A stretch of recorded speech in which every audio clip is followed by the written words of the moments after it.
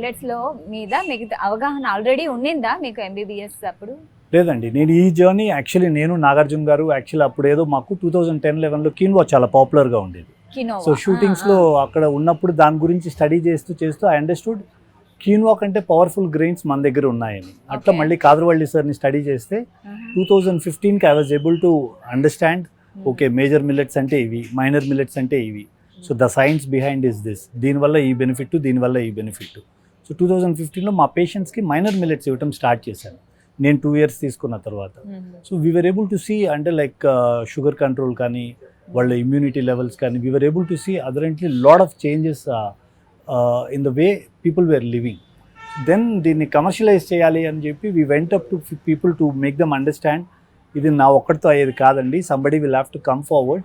ఈ చిరుధాన్యాల్లో in fact minor millets అనేది ఇట్లా తీసుకోవాలి, అప్పుడే హ్యూమన్ బాడీకి 6 daysకి 6 different గ్రెయిన్స్ అందుతాయి, కంప్లీట్ న్యూట్రిషన్ వస్తుంది.